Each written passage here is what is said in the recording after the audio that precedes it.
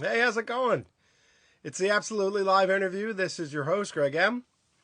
And today on our show, we have a man who is he's a guy who does pretty much everything. He's a writer, he's a director, he's a musician, he's an influencer, he makes music. I learned about him through a buddy of mine named Alex Calise, and his name is Daniel Corey, and he's out in California. And I would like to bring him on. Daniel, should I go through the Danger Cat World one or just the Danger Cat? Which one should I go through to invite you? I think I'm going to do Danger Cat World, right? I'll do that one. So he's on right now. Thanks for hanging out with me. I hope you guys enjoyed today's show. As always, I got my trusty hint water. I got my Why Not shirt on. Okay, thank you. I'm going to see Why Not this Saturday night. If you don't know who Why Not is, they're an amazing band, and they do primarily Rush cover songs, and they are amazing. So I'll be in Boca Raton to see them, Boca Raton, Florida, to see them on Saturday night. I can't wait to see them. And then I'm going to have their vocalist on here on the show. I want to say it's like 2 weeks. So I can't wait for that. I had their bass player on a while ago. Tim, he's amazing. So anyway, I can't wait to see them. So I'm really excited. And they're actually playing at a place where I used to play at called the Funky Biscuit. So it'll be cool to be in the audience this time instead of being on the stage. All right, so Daniel sent, oh yeah, hey Gloria. Cool, I'll come see you. I'll come say hi. I'll be there Saturday night, and I'll come say hi to you. Here we go. So we're gonna on the line on the show. I'm excited to talk to Daniel. It'll be cool to learn about his career. Hey, Daniel. Hey, how you doing? Good. How are you? Excellent, thank you. Alex Kelly says hello, by the way. Yes, So, she's my yeah, buddy, Alex Calise. We've known yeah, each she's other for amazing. ages. Yeah, she's Awesome. amazing.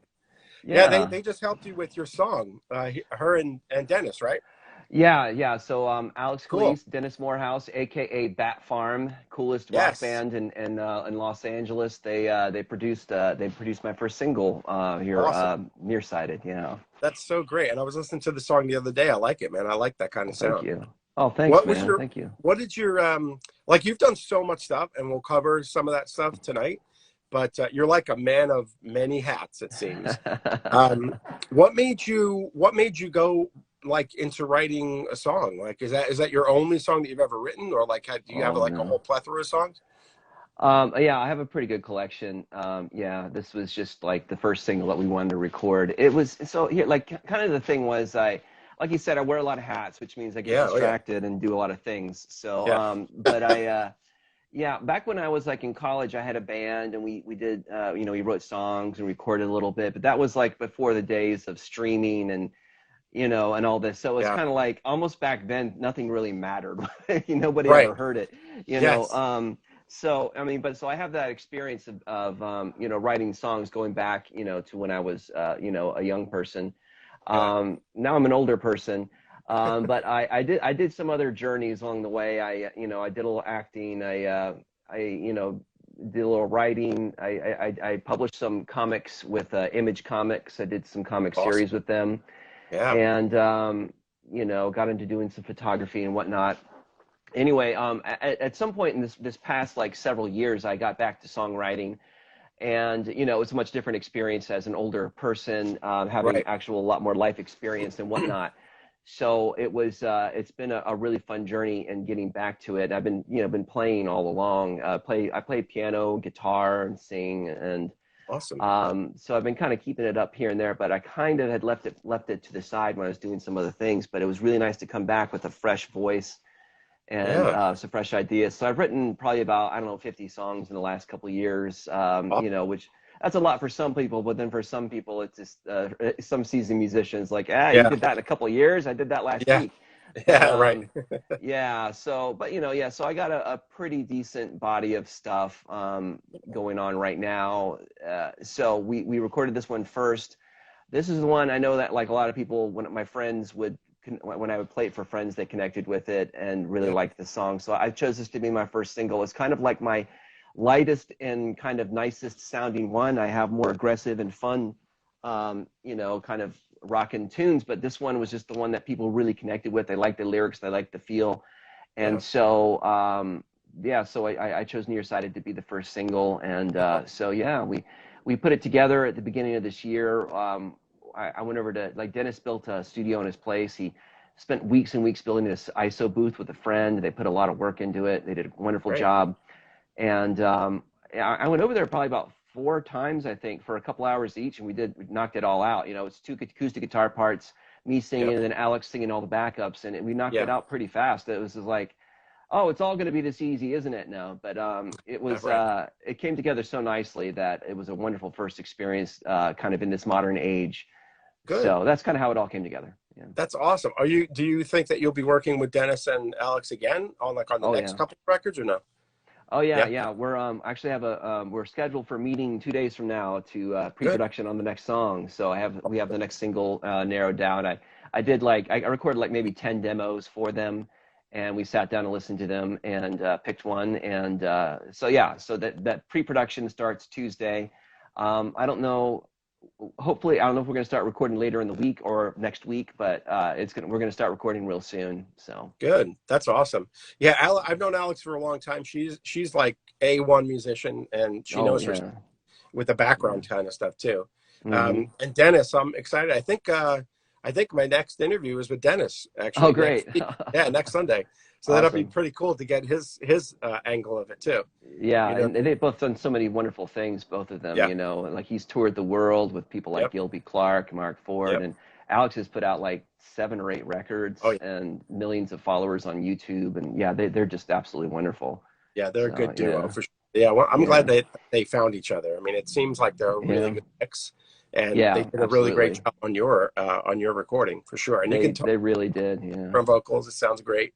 Mixes yeah, nice with your voice, so yeah. it's real good. Now on your website, Danger Cat Central, Hmm. which is dangercat.com. Yeah. I was poking around there a couple of days ago, and then again today. It says home of Daniel Corey, writer, musician, influencer. Now, and Hmm. there's a bunch of different topics that you can click into. One of the things that I found exciting or pretty interesting, and I hope you can elaborate on it, is the map of the Hmm. world. And how did this Oh, come nice. about? How did Yeah. you think of something like that? I read it was during COVID when everything Hmm. was kind of restricted and whatnot, and that's how you Yeah. came with the idea. But if you could Hmm. kind of like expand on that for us and just tell us about that. And if you haven't seen it, if you Wonderful. guys haven't seen it, I know you have another Instagram page, which is Map Yeah. of the World, which is Yeah. pretty awesome. I really like that whenever you put new ones out. I think I just find it really Thanks. interesting. Thank you. You're welcome.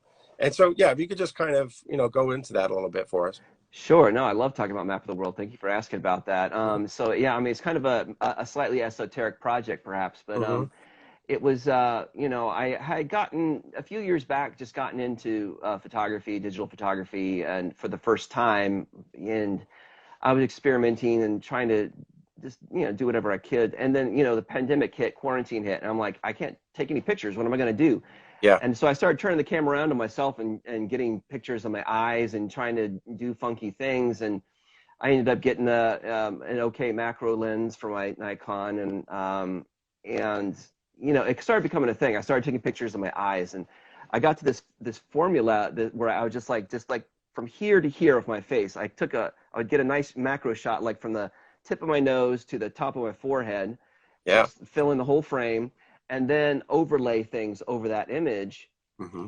And it started off as during quarantine, things that I remembered. Like my wife and I had gone on a trip to London and Paris in 2019, right before everything, Yeah. to celebrate our 20th anniversary.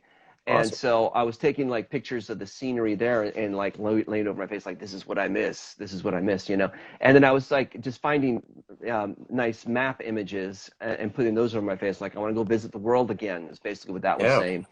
And then it started becoming a thing where I started like becoming obsessive with it and like doing lots of different versions, and then doing different ones, and then taking ones that I already done and doing different versions of them, and blah, blah, blah, and so on. At some point, I ended up having a couple hundred of them. I was like, oh, wow, so this is a thing.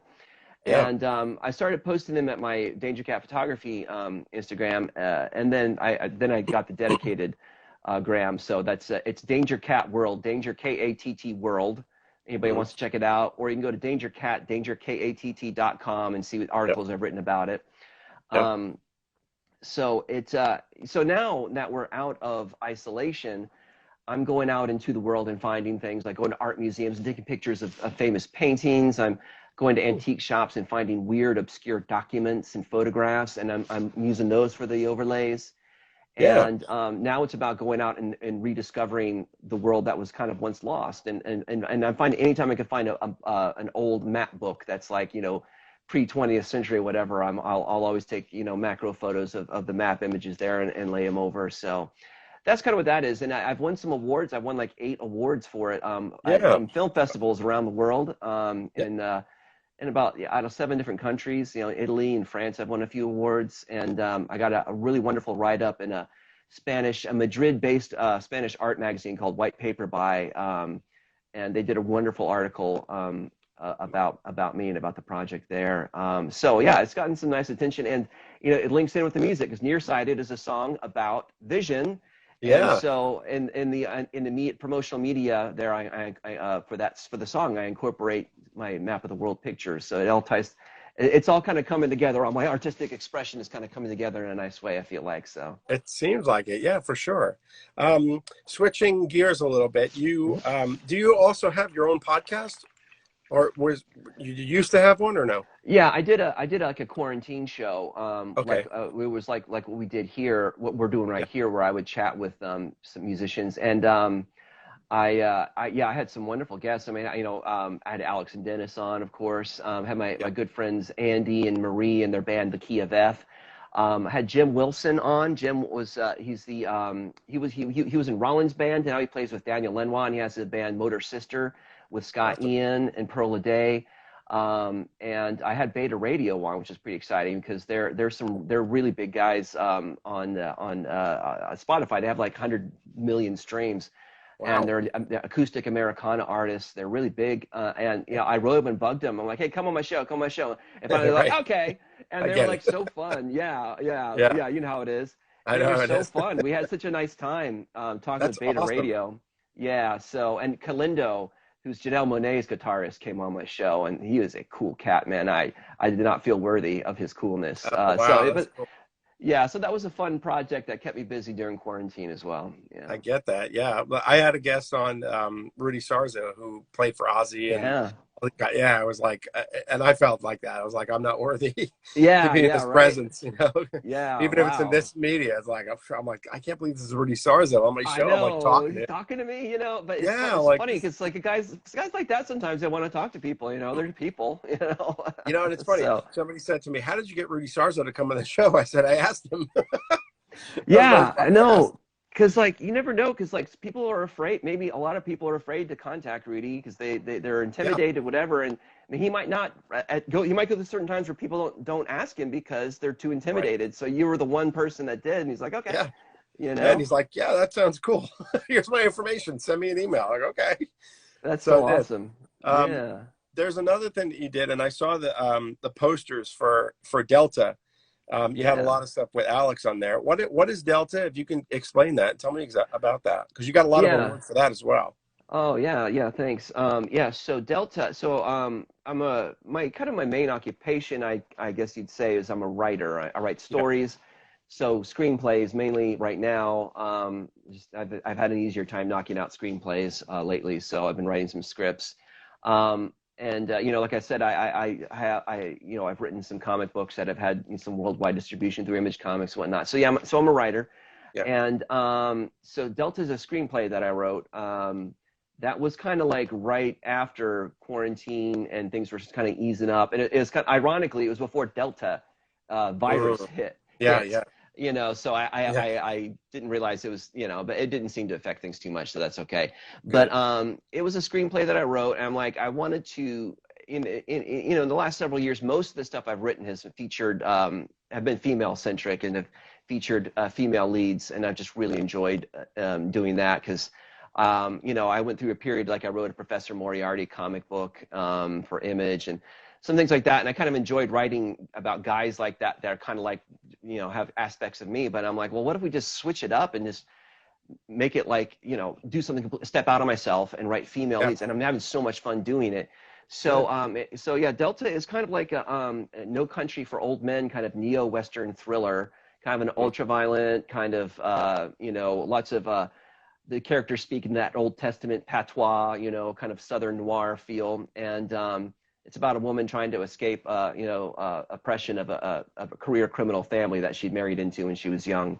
And she takes off across the salt flats of Utah, and there's a psychotic killer in pursuit that she's got Wow. to play a cat and mouse game with. And so it's, you know, it's a pretty intense thriller. And so I've seen, I've gotten acceptance and selections and whatever, about 60 different film festivals. I've won 20 first place awards, So and awesome. maybe a dozen different countries around the world. And yeah, and to create, you know, the spec posters for Film Freeway, and to post about the awards and stuff, I took some photos of Alex as my lead character. She had the absolute perfect look, Yeah, looks just like my lead for sure. there. So she did a wonderful job modeling for those and acting for those posters. And I have a bunch of them. And yeah, so that's the story of Delta. And it was a lot of fun. It Oh, was very cathartic to write yeah, Delta right after getting out of quarantine and writing that. Yeah, for it was sure. fun. Now, Yeah. where does your for your other work, where does your inspiration come from? Like what makes you be like somebody that wants to be a writer? Like where does it all come from? And where do the stories come from? Where do the thoughts come from? Like I'm interested in that. Oh, where do the thoughts come from? Oh my goodness. Yeah. Well, gosh, you know, just like with anybody, it's just like, you know, inspiration that I get from media that I consume. So it's movies and music for me. You know, it's like as a young kid in high school, like listening to like U2 and REM, artists like that, and also listening to a lot of like gospel artists like Russ Taff and people and like Phil Keaggy. Um, you know, really inspired me. Like when I would listen to that music, I'd get a certain mindset, you know, and then I would watch certain movies. Like I remember when I was about 19, I went and watched like 12 Monkeys, and then like, Oh wow. you know, that movie 12, and then like Pulp Fiction came out and stuff like that. And then I started connecting to film in a way that I hadn't before, where these stories would kind of get me into a certain place. You know, the Yeah. 90s had all these independent films, these small movies became so huge. And you know, that really engaged me in a different way than watching other stuff that I love, like Star Wars did, you know. Mm. So anyway, yeah, that kind of set me on a certain journey, and I ended up joining a theater group, a guy named Ken Yulo. He had the New York Acting Ensemble group that I joined after college. I started writing plays and acting and kind of directing and things like that. And yeah, I just kind of got into this artist life, you know, and I was making music at the same time. And so it was just a matter of finding a voice in each medium and kind of trying to tie them all together, you know. So like, I don't know, where do the stories come from? It's just, you know, sometimes you just got to work at it and like, you know, what do I want to say overall? How do I want to say it? What setting do I want? What kind of person do I want? What's their problem? How are they going to work it out? You know, you sit there, it's Yeah. like a mystery you got to solve, Yeah. writing a story. So, Like and in a most song, the people, same way, kind of, yeah. yeah, most people would not. I would think that most people wouldn't really delve into a story with that much detail. Like, what is this person about? Like, what did their Hmm. background look like? Why are they Yeah. like now? All that kind of stuff that goes Hmm. into. I would imagine that goes into something like that. Yeah. Yeah, that's pretty interesting. Thanks. When you let's talk about your music again real Hmm. quick. What what kind of music influences you in a way where it just puts that in your mind where, man, I want to do this, you know, I want to make that kind of sound. I want to be like this person, or I just want to Hmm. play until I find my groove and whatever it is. Like Hmm. who puts you in the mindset to want to do that? Well, it's, Who are some of your influences and love, yeah. you know, music you love? Yeah, thanks. Yeah, no, that's really good. It's like what gets you into that mindset? That's a really good question. I mean, I really, you know, came up on like artists like U2, Sting, Peter Gabriel, you know, these kind of, you know, they're very mainstream and very huge, but also very artsy and Yes, introspective type of writers. And thought provoking. yeah, and also there, especially like with U2, there's a sort of kind of almost transcendental quality to them. Like when you listen to Where the Streets Have No Name, you're suddenly whisked away to this magical other place, you know. Right. So again, that's kind of like what I was saying earlier. It's like that kind of thing made me want to be an artist. It's like I want to do spin that magic, you know. Yeah. And so you know, trying to get there though, it was kind of like I also love Paul Simon, and you know, I love like Ray LaMontagne and the Beta Radio guys, you know, and kind of getting there. And Fruit Bats, you know, Fruit Bats were huge in the creation of this song, Nearsighted. Yeah. That was like I think that's my route right now. You know, I've been playing acoustic guitar a lot and figuring out some really cool techniques and doing things in different ways that other people weren't doing. And I'm like, you know, I think that's going to be the route I'm taking right now. And so like Nearsighted came out of, I'd actually Alex had texted me the Fruit Bats. Fruit Bats had made this quirky, amazing short film. It's like 15-minute long films. And I recommend anybody go Google. It's on Vimeo, the Fruit Bats film, and Getting in a Van.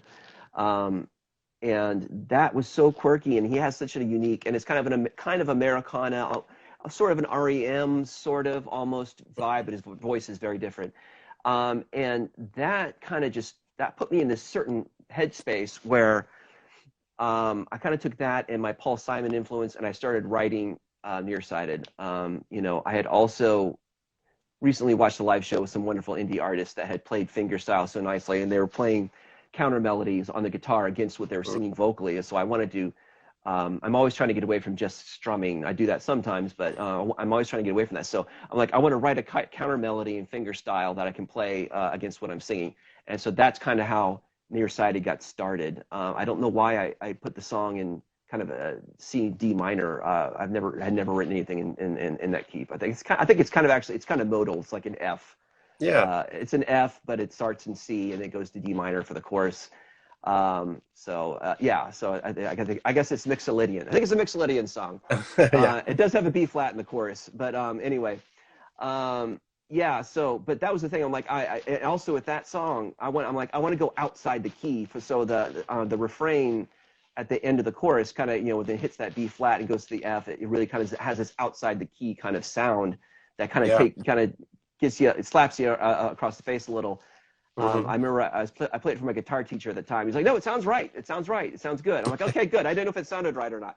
But, you know, I think that even just that one chord in that song really makes that song. And I think that might've been one of the reasons like Alex and some of my other friends really connected to it. And that was why, Yeah. you know, I recorded that one first, but yeah, so yeah, the Fruit Bats played a heavy role in putting me in the headspace to write that song. And it's funny you mentioned Paul Simon, because that's funny. Yeah. When I was listening to it, I was thinking along the lines of Paul Simon, like Yeah, old, awesome. early Thank Paul you. Simon stuff. Yeah. So Thank I'm you. kind of like along that. Yeah. That Travis pick at the beginning in C is just like the boxer, Yeah. you know? Exactly. Yeah. That's exactly Yeah, right. Yeah. That yeah. put me in that space. I was like, oh, okay, wow, that's right. This is Paul Simon. That's good. I like Thanks. that. Thank you. Thank you. No Yeah. problem at all. When you're writing a song, right? Hmm. What's your thought process when you write a song? Do you come up with a melody line first? Do you come up with a chorus first? Like what is your process when you do that? Well, it's usually things kind of start coming at once often with, you Mm, know, where sometimes I'm with my guitar, but a lot of times I'm not. So like when I'm with my guitar, I'll be playing something and the melody will start coming and a word will form with the melody. You mm, know how that can happen. mm-hmm. And then I'm like, wait, this is something, you know, I Yeah. need to chase this down. And I always begin with the chorus. I always write the chorus Okay. first, then go back and do the verses. Just because like the main hook of whatever it is what comes Yeah. first for me. And then sometimes, you know, I'll just be out somewhere or whatever, and I won't have my guitar with me, but the same thing will happen. I'll just start singing a melody and a word or two will form. Yeah. And, you know, that's how the song begins. And you kind of, it starts off as this magical kind of thing. Mm-hmm. And then as you start going, you start getting some more words, you start to realize what the song is, you know? Yeah. So then, you know, like I'll sing in a memo into my phone and I'll sing the melody and I'll sing the couple of words that I have. Yeah. And then I'll go back later and decipher it. And then that's when the intellectual parts, I can pick this part. What is this? What are the words going to actually be? What's it about? And what's nice writing that way is that it's a nice mix of transcendental meets the intellectual, you know, whereas, you know, the magical of it coming to you in a moment of inspiration is there. but then Yes. you got to go back and work it out and make it a real song, and that's when you get the hooks and the melody and the catch to it and the formulaic aspect that make it work as a as a song. So I guess that's kind of how it works. It starts off kind of magical, and then it becomes intellectual, and then it becomes a mashup of everything at the end. At the end, it's all magic at the end, and it's Right, of course. hard to say, Have you ever been part of a band before, or have you always been a solo artist? Yeah, when I was young back in college, I was in a trio then, Mm. and that was a lot of fun. My friends and I had a really good time, and it was a good experience. And I played a lot like in churches, like church, the worship bands and stuff like that. Yeah. And like I would just play solo acoustic and lead people singing, or I play with a band or something like that. So I did a lot of church music. Yeah.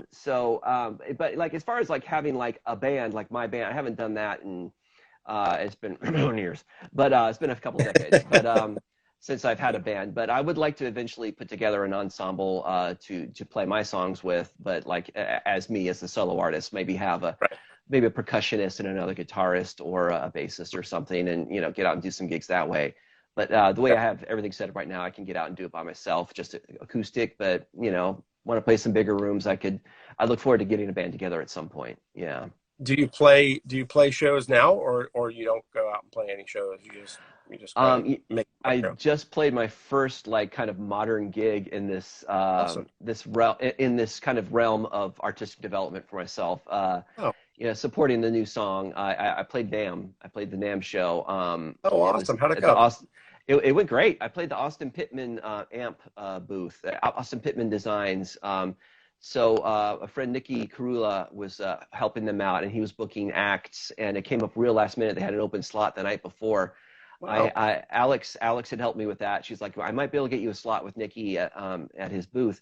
So I just started preparing, started rehearsing for a couple of weeks ahead of time to make sure I was in shape for it. And then the night before it happened, I got the call. I'm like, I'm glad I'm all prepared. Yeah. Right. So yeah, it went really nice. It was like on the floor, and some people stopped and listened. And Alex and Dennis were there, and Nikki was there, and all the booth folks were there, and they were Great. terrific. And I had about 5 songs. I planned on doing about 5 songs for 20 minutes, and then I had time to do an additional. So yeah, I did a 6-song set. So it was kind of felt like a Awesome. real kind of grown up set, 6 Yeah. songs. So I want to do more. I- It's just figuring that out right now, where I'm going to play and all that. That's something that's got to kind of come together. Anybody wants to book me, let me know. I'm sure Alex and Dennis know places where you can go. Yeah, yeah. So I got a lot of good resources with friends like them. So Absolutely. yeah.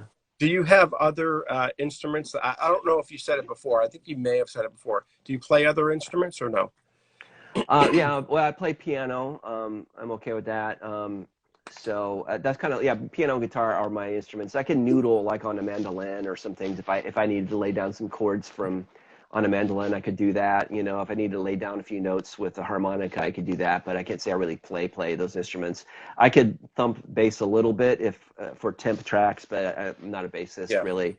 But Yeah. so I can noodle on some other things. But like I'm pretty good on guitar, and I'm kind of okay, mediocre, but functional on piano. And Oh, so yeah, good. those are my main axes. Do you Yeah. ever, have you ever, or will you ever, have you ever, do you ever, or will you ever, like, do anything with Bat Farm or anything like that? Like, have you ever talked to Alex and Dennis about that? Like maybe getting Um, along, going along with them or something? Oh, I did. It was really cool. I played a live stream with them. It was the night before Christmas. We did a charity benefit show Hmm. for Free to Love, which is an anti-bullying organization, and we just went to Bat Farm Studio, and I opened, and it was me and Spider Accomplice. So VK and Arno, Spider Accomplice duo, and they were great. And Bat Farm played. So like we all played about 3 or 4 songs each. Cool. And so it was a live stream. And that was so much fun. I was like, and I felt like so big time opening for Bat Farm and Spider Accomplice. Yeah. That was neat. Yeah. So, but Awesome. yeah, I mean, I'd love to play with them more in the future. Our styles are, they're a lot harder than me, but I think, Yeah. we could get together and still, I could open and do an acoustic set, and they could come out and rock out. Sure. If the opportunity came up, I'd be there. Good. Yeah, That's absolutely. awesome. Now Yeah. with the song that you just put out, you had mentioned that was kind of like kind of a softer song. Do you Hmm. have other songs that are more rockin', as far as like Hmm. rockin' acoustic songs? Yeah, I do. I do have kind of a percussive style that I do on some of the songs. So you know, and so I do have some faster, kind of more rockin' tunes. Now, the next one we're going to do is kind of more of like an anthem, and we're going to have kind of a virtual gospel choir and Wow, some acoustic and maybe some piano in there and some things. And it's gonna have a big kind of rousing tune. So it'd be a little more rockin'. It's not really a rock and roll song, but it'll be a little more rockin' than this one. yeah, And that's cool. I played the demo for Dennis and Alex, and I said, this one, I think this one's kind of my pride in the name of love. Oh And wow, and Dennis said, I just think it's the best John Denver song I've ever heard. I'm like, okay, oh, you know what? Split the okay. difference. I'll go either one, or I will split the difference. I don't care. Both are great. You know, Yeah, yeah, I would love to play the best John Denver song that anybody's ever heard. If I could write that, sure. I'm happy. So Yeah, yeah, so the next one's going to be more kind of a bigger sound. Yeah, awesome. and then the Yeah. one after that is going to be the real rockin' one that I And wrote. if you So could yeah. play a gig with any artist that you admire, Mhm. who would that artist be? Daniel Lenoir. Daniel Lanois. Okay, Yeah, you I got to would love reach out to. to Daniel Lanois. Yeah, I would love to. I would love to open for him. That would be amazing. So I used to go before the pandemic. I used to go see him and his band play every week at Zebulon in Atwater Village. They were prepping for a tour that sadly didn't happen Yeah. because of the pandemic. But they were basically doing a dress rehearsal at this venue every Tuesday night, and it was like a dream. I went like every Tuesday night for like 2 months, and Wow. sometimes they play 3 or 4 hours. You know. And yeah, so and I got to know Daniel a little bit, and I got to know Jim, his bassist, and you know, so I ended up interviewing both of them. I interviewed Daniel for Fanbase Press about his work on the Red Dead Redemption soundtrack, and my friends at Fanbase Press do like video game reviews and stuff. So I did Awesome. that. So I got to talk to Daniel a lot, and I interviewed Jim for Bass Musician magazine, and I had him on my show. So yeah, but I would love to open for them sometime. But you know, they're just on a different stratosphere. You know, I don't Right. know, but I would, Yeah. you Of know, I'd love to open for Paul Simon. course. I'd love to open for Bat Farm and Spider Accomplice again. You know, Yeah. so That'd be a pretty U two. awesome. If I could get a U2 show in there, I'll play the Rose Bowl with U2. Let's say I'll do that. I'll squeeze I that mean, if in. you But have to, yeah, sure. yeah, but Daniel is like the guy that I admire him so much, and I would love to play a show with him. Um, Yeah, that's great. I hope that happens. That would be amazing. yeah. Thank you. Um, there was something on your website which I found really interesting. You used to work with NPR and ABC. Tell, Yeah, tell me about actually, that. That's crazy. yeah. Yeah, I work in news transcription. So Mhm. that's kind of like a meat and potatoes job that I have. Wow. And it's funny because like my friend Marie Pettit, who she and my friend Andy Kay have their band Key of F. And I work with Marie. I've been working with Marie for almost 20 years, and we do news Wow. transcripts together. Yeah, so it's intense. 40 hours a week of listening to the news and correcting transcripts and yeah, How but did you the fall NPR. into that? How did that happen? You know, a friend got me an interview at this transcription company like 20 years ago, almost 17 years ago, and I had never done anything like that, and I just got in and dove in and I've done a lot of different jobs in the transcription realm and also in captioning. Yeah. But news has been my main gig, and I managed NPR transcripts for about 8 years. I managed all of the mothership shows, Morning That's Edition, and All Things Considered, and all that. Fresh Air, all that went through me and my team. So wow. it was intense. It was intense. Yeah, Yeah, that must have been yeah. intense. What was it Hmm. like working with the people that are, let's say, the people that are on the air, so to speak? Did you work hand in hand with them or not really? Or kind of behind the No, scenes? not you're not hand in hand really with the talent, but although I did have interactions here and there. Yeah. Robert Siegel, I exchanged some really nice. We became kind of buddies for a while. Robert Siegel is the host of All Things Considered, and we had some very nice correspondence. And he was a really sweet guy, and he's retired now, but he's still around. And but anyway, yeah. So I had some really nice chats with Robert Siegel over email, and like some people, I mean, he's like a rock star in the news world, so you Oh, know sure. that was kind of a big deal to me. Yeah. But yeah, so that was kind of my main interactions. I had some other not so pleasant interactions with some of the kind of field correspondence people, but Oh, yeah. So we won't go into that, I I guess. won't name names.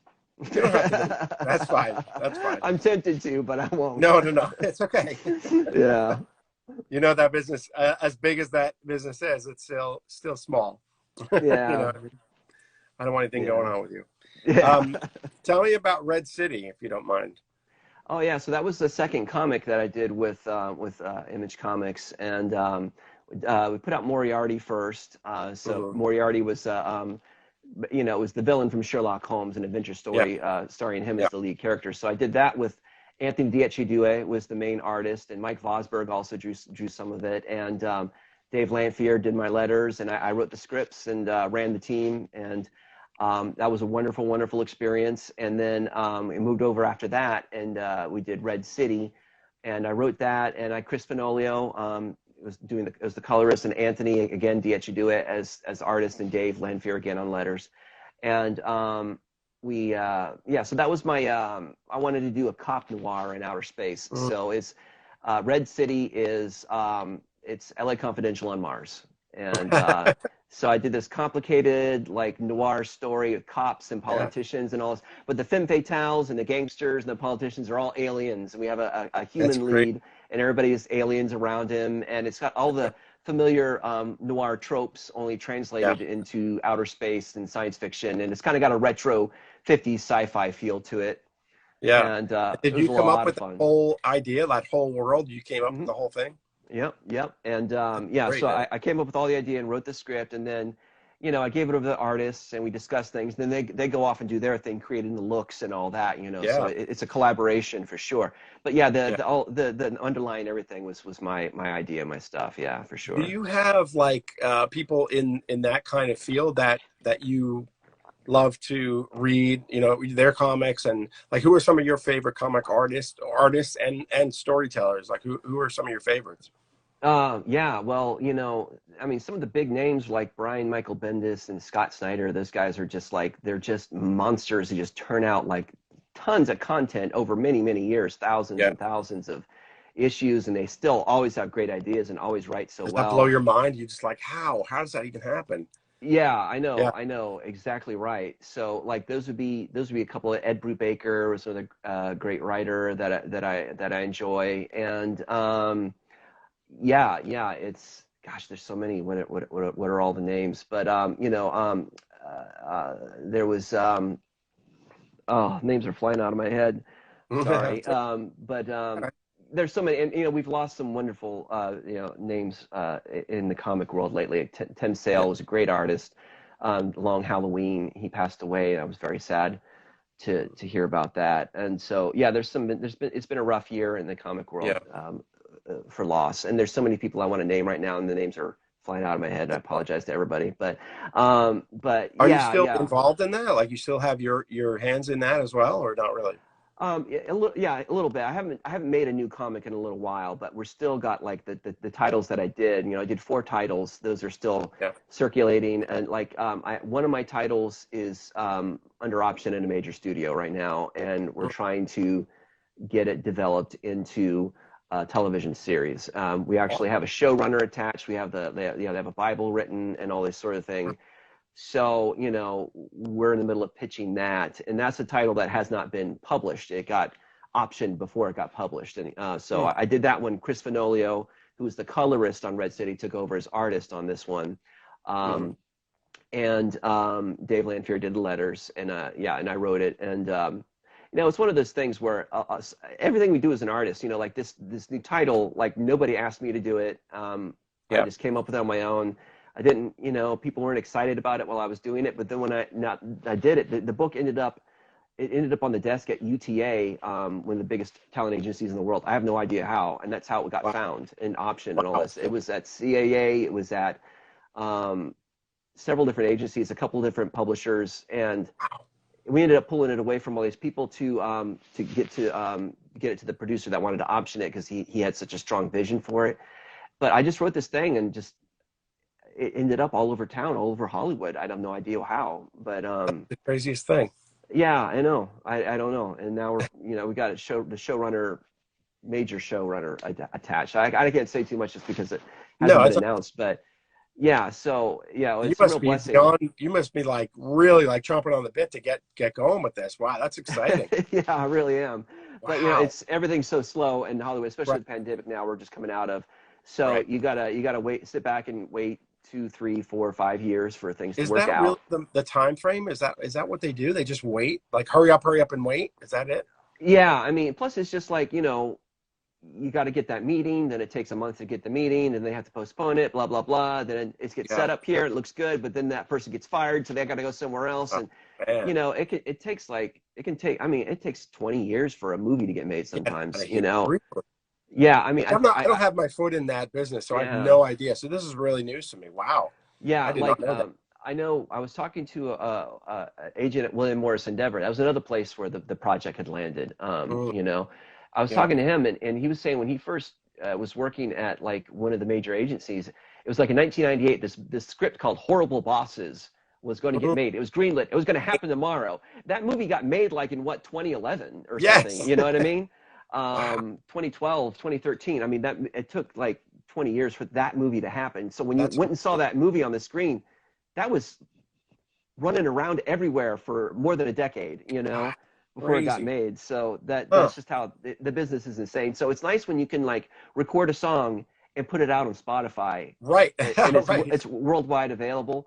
It is. So I do both, and that's the thing with like Map of the World. I can take all these pictures, put them on my Instagram, and I can win awards or do interviews with Spanish Yep. art magazines. So I'm Exactly. really into about like self-starting and getting these self-starting projects out there, while at the same time I'm waiting for the big ones to Well, that's happen. good. Because Yeah, I mean yeah, these social media apps, they just make it so much easier for everyone to do anything creative. I mean, they're incredible. And that like this yeah, kind of a series, that I'm doing and that you've done before. Um, hmm, Back in the day, it would have taken forever to book somebody and go through the motions and then finally get them on screen or whatever. But yeah, here, like, hey, 1 month, hey, can you, like with you and I, hey, can you do the show? yeah, Yeah, you can. Okay, great. A month later, boom, here we are.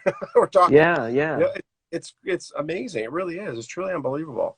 And you're You know, getting how, people like Rudy. You just and have then to people show like up and ask Rudy. Rudy, like, I "Hey, mean, come on the shit. show. I'm Why sitting in my not?" room. I'm 12 years old listening to Speak of the Devil, and Rudy's on there playing his bass, and then here I am in 2022, interviewing the guy that I was just marveling at all those Yeah. years ago. It's insane. And It is. that was all self-starting on your part. You It didn't have to was. wait around for 20 years. That's So exactly. I didn't have to go yeah, through anybody. You know who I went through? I went through yeah, Rudy. I just asked yeah. his Instagram. Boom. There we go. Done. Yeah, Yeah, so sure, I'll do it. it's wonderful when you can do that. Yeah. So I try to pound out as many of these kind of things that I can do myself. Yeah. But like I said, I do have the big work running in the background all the Yeah, time, that's smart. It's for really that TV smart. show to get up. But in the meantime, there's so much waiting around for emails to get Yeah. answered that I'm gonna go crazy if I don't do something else. Yeah, you seem like you're So the I'm kind here. of guy that likes to keep a lot of balls in motion at one time. Yeah, absolutely So do. Yeah. that seems to have helped you in your career, at least. Hmm. Being that kind of a Absolutely. person. And it That's, helps to be good. I'm pretty good at relationship building, so it helps to know yeah. wonderful people like Alex and Dennis and Yep. Marie and Andy, and these folks really help me out. And it's the fact that I know Alex is the reason I'm here today. So Yeah. Yeah. that's another good skill that I recommend for people to Absolutely. work on in relationship building. So No doubt. yeah. Wow. Now, do you have? I'm just going to ask you something personal. Do you have any Mm-hmm. kids? No, no. I've No. been married for 22 years. So my wife Brenda, and Phenomenal. things are fantastic. But we don't have kids. I was going to say Happy Father's Day if you did. Do you have any pets or anything? I do have two cats. So There there you you go. go. Happy Father's Day. Do you have kids? I do. I have a daughter. She's 10, and I have a son, and he is Oh, turning 15 later this year. oh wow. Well, Yeah. congratulations. So Well, happy Dad's thank Day to you. you, sir. Thank you Thank you for very taking much. some time on your big day here. What's that? Appreciate it. Thanks for taking the time on your big day to talk to me. Oh, no problem at all. Yeah. We had our late lunch before. It was really awesome. We went to this roadhouse, Texas Roadhouse. It was delicious. Love. It was great. Wonderful. It was a Good. good time. But yeah, I wanted to come here and talk with you for sure. I wasn't going to cancel it or anything like that. I'm like, no, I want to talk to. Oh, I that's just so find you nice. very interesting. You're kind of Oh, like thanks, man. you're kind of like a Renaissance man. You do all these things at Thank one you. time. That's Thank you. really especially in California. I mean, there's a lot going Hmm. on there, and you're doing it, and it's pretty awesome. Hmm. Um, Yeah. what is the? I was going to ask you. what is your like all of your handles and stuff on social media? So in case, like when people, I don't see anybody on here right now. That Mm-hmm. doesn't mean that people are not going to watch this. So Mm-hmm. I put it on YouTube, and then also the audio goes on Spotify. So Okay. if you could tell me how people can get in contact with you if they're Yeah. interested, and then Yeah. that way, I'm going to wrap up the show in a minute here, but I Mm-hmm. would like that if you don't mind. Sure, absolutely. So all of my social handles are the Danger Cat. So it's the Danger Katt, one word. And I'm on TikTok, Instagram, Twitter, Facebook, YouTube.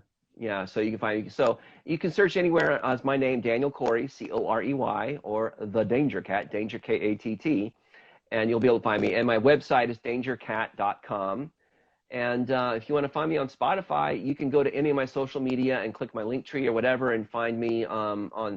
I'm on Spotify, Pandora, Amazon, Deezer, all the major ones right You're now on with some the of the gaming single. platforms too, right? Or no? What's that? You're on some of the gaming platforms too, or no? Not Or that I not really? know of. I'll have to go Oh, look. okay. Because I saw something. I saw something where you were on. What the heck was this? Oh, the Moriarty VR that we did Yeah, is yeah. I on. think that's what. Yeah, that's on the what do you call it? The main game platform everybody goes to. It's flown out of my head now. Twitch. Is it Twitch? No, it's the marketplace where everybody goes to buy their games. That's just Oh flown out of my yeah, head. My God, yeah, me too. I can't remember it. yeah, that's Steam. Steam. Thank you. Okay, Gosh. yeah, Yeah, yeah. it's on Steam. So if you want to go enter a comic book in VR and you have There you you have go. a Vive or an Oculus, you can go and check out Moriarty Endgame VR. But like if you want to hear the new single, just search my name or link for my social media on Spotify or any places. Daniel Corey, Nearsighted. There you go. Perfect. Yeah. All right, man. I'm going to let you fly. Thank you so much for coming on to the show. I really, really appreciate it. It's a Yeah. pleasure to meet you virtually. Yeah. It's a pleasure to meet you. Thank you very much, and good luck Yeah. with all the rest of your projects and Mm-hmm. your singing and everything like that, and your Thank playing you. and it's really good to meet you. So thank you so much for coming on. I do Thank you, appreciate it. man. I really appreciate you taking the time. And happy Dad's Day. And Thank you. all my best to your family. All right. Thank you. You as well. Hey, Thank you so much, thank sir. you. All right. I Bye-bye. appreciate it. Take care, man. Bye. All right, Daniel. Daniel Corey, what a great guy. Really super nice guy, man. This is great. Having this show is awesome because I get to meet people that ordinarily I wouldn't meet. And it's just a really awesome platform to do it. So I love being on Instagram here. If you didn't catch the show live, you can easily go to my YouTube channel. Just look for me at the Absolutely Live interview. Also on Spotify, I have all the audio from each one of these videos on Spotify. So I'm going to take off. Happy Father's Day to all you fathers out there. And I will be on next week with Dennis Morehouse. Dennis Morehouse is an amazing drummer. He plays for Bat Farm. And so he's got a lot of projects going on. I'll be talking to him. Have a great afternoon, or I'm sorry, have a great evening, everybody. I hope you have a really great week. And I'll see you next week on the Absolutely Live interview. Thank you very much.